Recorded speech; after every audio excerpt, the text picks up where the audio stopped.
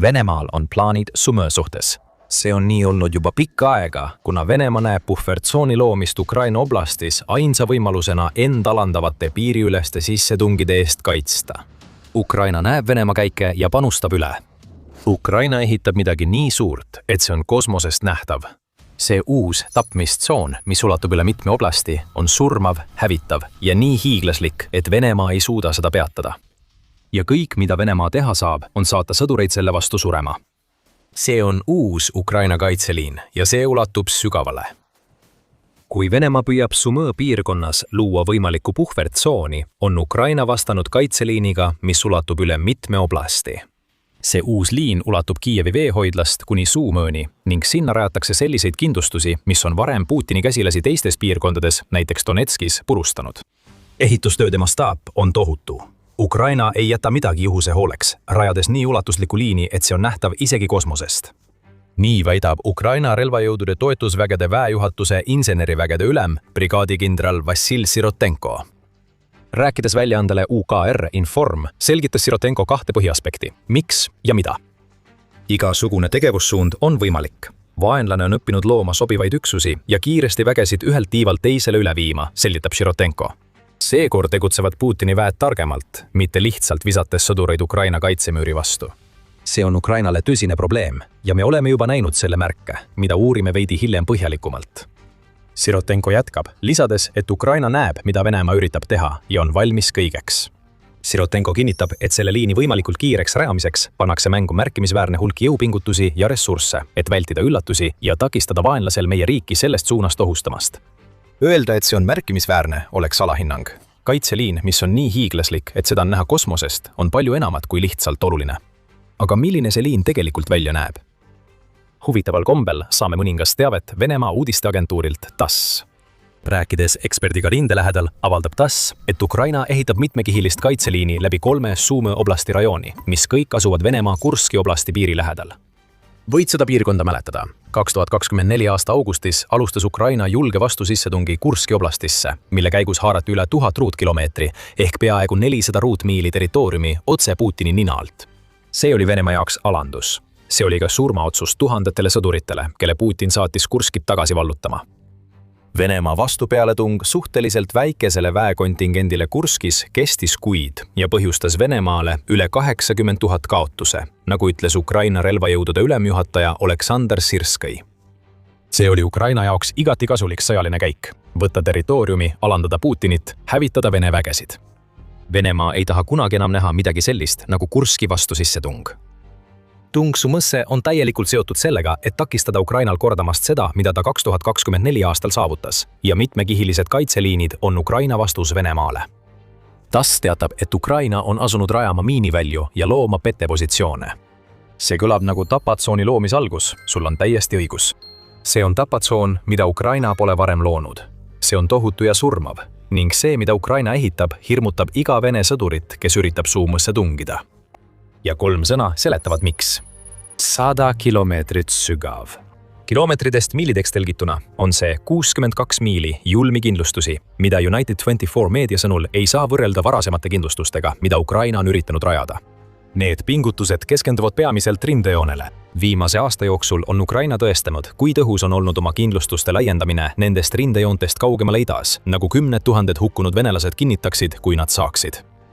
Väljaanne ütleb, et Ukraina kihiline kaitse hõlmab mitmeid kaitsepositsioone, mis asuvad esimese 20 kilomeetri ehk 12,4 miili jooksul rindest, millele järgnevad täiendavad kihid kuni 100 kilomeetri ehk 62 miili kaugusel. Ukraina püüab oma uute kindlustustega ka Venemaa iga käiku ennetada. Nagu TASS teatab, näeme seal miine ja pettepositsioone. Tankitõrjemeetmed, nagu kraavid ja niinimetatud draakonihambad, paigaldatakse kohale. Kuid Ukraina teab ka, et Vene rünnak on tulemas ning see rünnak hõlmab fiiberoptilisi FPV-droone. Ukraina vastus sellele on uute vastumeetmete kihistamine nende fiiberoptiliste droonide vastu, mis takistab neil saavutamast samasugust edu nagu varem. Me ei tea, mis need vastumeetmed on, Ukraina ei räägi sellest. Siiski on Ukrainal võimalusi, nagu Atlantic Council välja toob. Füüsilised tõkked võivad takistada fiiberoptilisi droone, põhjustades nende pikkade juhtmete takerdumise. Võrke saab samuti paigaldada, et püüda droonid kinni enne, kui need sihtmärkideni jõuavad.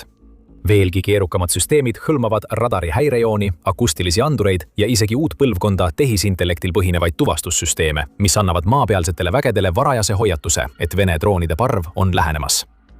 Militani toob oma hinnangus Ukraina ulatuslikele uutele tapaväljadele välja ka huvitava aspekti. See ütleb, et Itaalia senat esitas hiljuti eelnõu, millega luuakse riiklik mehhanism, mille tulemusel antakse Ukrainale üle kasutusest kõrvaldatud kalavõrgud. Kui eelnõu vastu võetakse, võivad need võrgud hakata sardiinide ja ansjooviste püüdmiselt hoopis Venemaa fiiberoptiliste broonide kinnisidumiseni. Vaat see on taaskasutus, sellest saab ainulaadne tapatsoon. Me ei tohi ka unustada peamist relva, mida nendes tapatsoonides kasutatakse. Kaitsevahendid on üks asi, kuid nagu mineviku ja tänapäeva tapatsoonid on meile õpetanud, on Ukraina kindlustused sama palju vastase kurnamisele suunatud kui Vene vägede peatamisele. Ja selleks kasutab Ukraina omaenda FPV droone, tuhandeid neist, mis on pidevalt patrullis ja otsivad igasuguseid märke Vene sissetungist.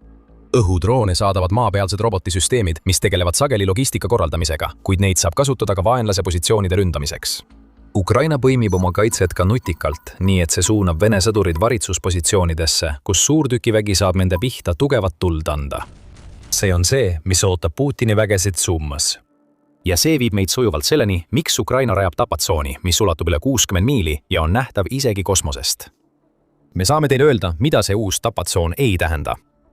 Kuigi uued liinid algavad Kiievi veehoidla juurest, ei oota Ukraina Vene pealetungi Ukraina pealinnale. Kui üldse midagi, siis nende kindlustuste rajamine on märk sellest, et Ukraina valmistub pikalevenivaks sõjaks, mis võib kesta veel palju aastaid. Ukraina peab olema valmis kaitsma igal tasandil ning see uus tapatsoo on näide sellest, kuidas Kiievi puhul ollakse arengutest ees. ÜRO teatel pole Venemaal lihtsalt ressursse rünnakuks Kiievi või Ukraina põhjaterritooriumide vastu. Nii sügav läbimurre nagu tapatsoon pole lihtsalt võimalik, arvestades sõdurite arvu, kelle Putin on paigutanud piirialadele ja liitlase Valgevene territooriumile. Seega, mis puudutab Kiievit, siis see uus kaitseliin on täielikult seotud sellega, et Ukraina tegutseb ennetavalt. Rünnak pealinna vastu on tõenäoliselt veel aastate kaugusel ning sellised suured tapmistsoonid nagu Sumõ piirkonnas ehitatav ongi loodud selleks, et pikendada aega, mida Venemaal kulub enne, kui ta on valmis sellist rünnakut alustama. Mõned, sealhulgas sõjaanalüütik Oleksandr Kovalenko, ütlevad, et selliste kaitserajatiste ehitamine on midagi, mida Ukraina oleks pidanud juba aastaid tagasi tegema. Seda ei tehtud. Kuid nüüd on Ukrainal olemas tehnoloogia ja ressursid, et ehitada kindlustusi, mis hävitavad Vene väed. Kui selle uue tapmistsooni loomine ei ole seotud Kiievi kaitsmisega, vähemalt mitte lähitulevikus, siis millega on tegemist? Oleme teile juba mõned vihjed andnud. Sõnad puhver ja tsoon peaksid teil peas kõlama. Aga enne, kui süveneme sellesse, mida Ukraina üritab saavutada kihtidena rajatud kindlustustega, mida on võimalik näha isegi kosmosest, tuletame kiiresti meelde, et te vaatate saadet The Military Show. Toome teieni kogu pildi, mitte ainult pealkirjad. Vajutage tellimisnuppu, et olla nagu Ukraina ja püsida ajast ees. See, mida me praegu näeme, on Ukraina vastus sellele, mida Venemaa üritab Sumõs teha. Sirotenko ütles sama, kui ta rääkis sellest, kuidas Venemaa on õppinud looma väekoondisi ja viima vägesid ühest tiivast teise. Sõrskai on seda samuti märkinud, öeldes 22. aprillil, et Venemaa on kulutanud aega oma üksuste ümbergrupeerimiseks ja osa reservide rindele toomiseks. Ta usub, et uus pealetung on tulemas. Ja kuigi suurem sellest ümbergrupeerimisest toimub Donetskis ja Donbassi piirkonnas, on Sumõ samuti Venemaa päevakorras. Mõnes Sumõ piirkonnas on Vene pealetungi varajased etapid olnud mõnevõrra edukad. 13. aprillil teatas Kiev Independent, et Ukraina väed on sunnitud taanduma mitmest külast Sumõ oblastis. Need sõdurid on koondunud Miropilska asulasse. Venemaa on samuti püüdnud tungida Ukraina linnadesse põhjas, sealhulgas Andrivka ja Unikivka, teatab väljaanne. Intensiivsete sõjaliste operatsioonide tulemusena ning vastase ülekaalu tõttu jõus ja vahendites, Ukraina relvajõudude üksused on personali elude säilitamiseks liikunud uuele ettevalmistatud positsioonile, kus nad jätkavad kaitse hoidmist, teatas Ukraina 14. armeekorpus Facebooki postituses, märkides, et nad on taandunud uuele Sumõ kaitseliinile. Siiski on see väike Vene edasitung probleemiks. Viited jõu ja vahendite eelistele näitavad, et Ukraina mehitatud kaitsed Sumõs ei ole valmis nende rünnakute jaoks, mida Venemaa soovib oma kevadpealetungi raames alustada. Vaja on midagi ohtlikumat ja just siin tuleb mängu uus tapmistsoon. Tõenäoliselt näeme lähinädalatel, kuidas rindel paiknevad Ukraina väed püüavad nii kaua kui võimalik vastu pidada Venemaa edasitungi katsetele. See vastupanu annab aega, mida saab kasutada nende selja taga rajatava juba niigi massiivse tapmistsooni veelgi kindlustamiseks. toimub astmeline taandumine sellesse tapmistsooni ja selle kaudu meelitades Venemaad ekslikku usku, et nad teevad edusamme. Seejärel jõuavad Putini väed tapmistsooni esimese kihini. Just siis algab hävitustöö, sest pealetung Sumõs on aeglustunud roomamiseni ja see kurnamissõda, mida me praegu idas näeme, hakkab laastama jõude, mida Venemaa on põhja kogunud. Vähemalt tundub, et see on plaan ja see on ellu viidud selleks, et takistada Venemaa soovi luua Sumõs puhvertsoon. Avatud allikate luureanalüütik Deep State nõustub Sirotenko analüüsiga sellest, mida Venemaa Sumõs üritab teha ja lisab veelgi selgust selle kohta, mida Putini väed on suure osa aprillist Ukraina põhjaosas püüdnud saavutada. See, mida me praegu näeme, on see, et Venemaa kombib kaitseliine. Putini väed alustavad selliseid rünnakuid, mis sunnivad Ukrainat väiksematest asulatest taanduma, et tuvastada Ukraina kaitseliinides nõrku kohti, ütleb Deep State. Venemaa püüab laiendada halli tsooni rindest kaugemale, et hinnata oma võimekust võtta kontrolli alla väiksemaid Ukraina territooriumi osi Sumõ piirkonnas. Need sissetungikatsed hõlmavad praegu umbes 150 ruutkilomeetrit ehk peaaegu 60 ruutmiili, ütleb Deep State. Ja ta lisab, et Ukraina on väga teadlik sellest, mida Venemaa üritab teha ning võtab aktiivseid meetmeid selle vastu võitlemiseks. Tapmistsoon, mis on nii sügav, et seda on võimalik näha kosmosest, on vastumeetmena peaaegu liigagi palju. Aga kui asi puudutab Venemaa takistamist Sumõ puhvertsooni rajamisel, siis on see asjakohane. Lõppude lõpuks ei ole see Putini jaoks sugugi uus eesmärk. Venemaa proovis täpselt sama asja 2025 aastal. Venemaa 2025 aasta suvise pealetungi raames pidid suured osad Sumist langema, et Putin saaks oma Kurskit kaitsva puhvertsooni. 2025 aasta maiks olid Vene väed hakanud Ukraina kirdeosas edusamme tegema ja vallutasid üsna kiiresti 6 küla järjest. Kuid need jõupingutused lagunesid Venemaa jaoks kiiresti. Osa põhjusest on seotud sellega, mis juhtus kuud varem Kurskis. Ideaalmaailmas oleksid 10 000 sõdurid, kelle Putin saatis Kurskit tagasi vallutama Ukraina väed purustanud ja seejärel Sumõsse tunginud. Nii see aga ei läinud. 80 000 kaotuse järel olid Venemaal 2025 aasta puhvertsooni loomise katseks alles vaid nende räsitud üksuste riismed, mis olid juba Kurskist Ukraina väljatõrjumise katsel läbi pekstud. Hoolimata mõne küla vallutamisest jäi Venemaa 2025 aasta Sumõ pealetung toppama. Kuid Putin ei loobunud kunagi oma ideest luua puhvertsoon. See, mida me näeme 2026 aastal, on Venemaa 2025 aastal koostatud plaani uus versioon, ainult et see on Ukrainale veelgi problemaatilisem. Venemaa on kulutanud aega vägede koondamiseks tiirialadel, kuigi mitte piisavalt, et saavutada suuri läbimurdeid. Reservvägesid saadetakse samuti Ukraina põhjaaladele. Nüüd on Venemaa eesmärk tõenäoliselt saata infiltratsioonirühmad hallidesse tsoonidesse, samal ajal rünnates Sumi asulaid, mis pole eriti hästi kaitstud. Seda me näeme praegu, kuid ka Ukraina näeb seda, ning nüüd seab ta Putini vägedele lõksu. Nad suudavad edasi tungida vaid teatud piirini. Siis satuvad nad Ukraina uude massiivsesse tapatsooni ja kõik läheb täielikult käest ära. Mis edasi saab, ongi see, kus asjad hakkavad Venemaa kahjuks muutuma. Praegu usub Putin, et tema väed on ülekaalus. Väikesed asulad vallutatakse, Sumi piirkonnas tehakse edusamme. Kreml on andnud Vene sõjaväele ülesandeks luua puhvertsoon. Probleem Putini jaoks on aga see, et Venemaa pole lihtsalt võimeline seda tegema, isegi kui me jätame Ukraina uue tapatsooni arvestamata. Seda ütleb Ukraina president Volodõmõr Zelenski, kes rõhutab, et seda ei ütle mitte Ukraina. Ukraina luure on saanud Vene dokumente, mis näitavad, et isegi riigi kindralstaap usub, et sõjavägi ei suuda Kremlis seatud eesmärke täita, eriti kuna Ukraina töötab Venemaa ründevõimekuse vähendamise nimel. Venemaa sõjaväes kasvavad pöördumatud kaotused. Praegu väidab Zelenski, et umbes 60% lahinguväljal Venemaale osaks saavatest kaotustest on pöördumatud.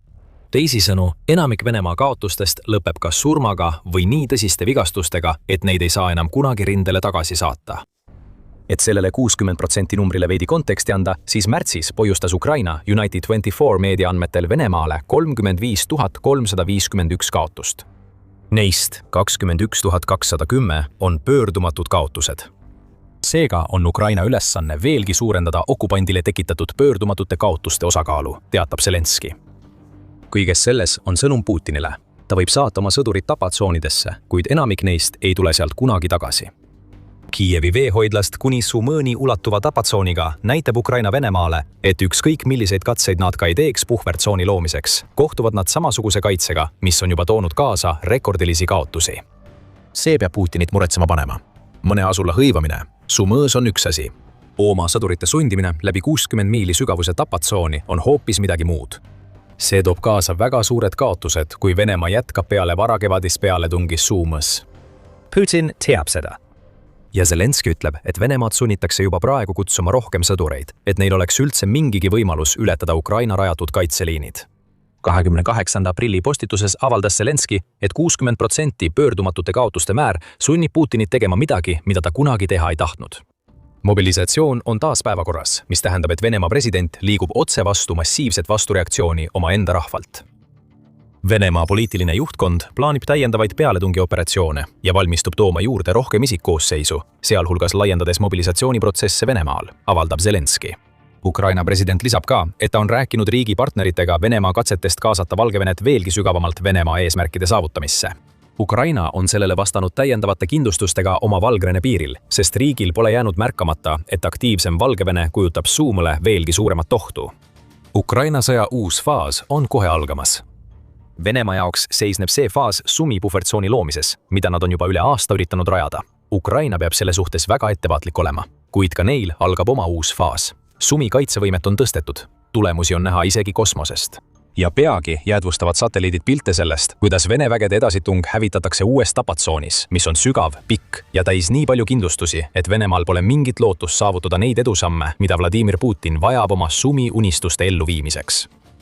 Rääkides Ukraina sõja uutest faasidest, siis Ukraina keskmaa droonide esiletõus annab aimu sellest, mis ootab Vladimir Putini vägesid ees, kui neil õnnestub Sumis mingitki edu saavutada. Need droonid purustavad praegu Donetskis Vene rindejoone taga kaitserajatisi ja hävitavad taristut. Ja mis juhtus 16. aprillil, näitab Putinile täpselt, milleks Ukraina oma kaitsevõimega suuteline on.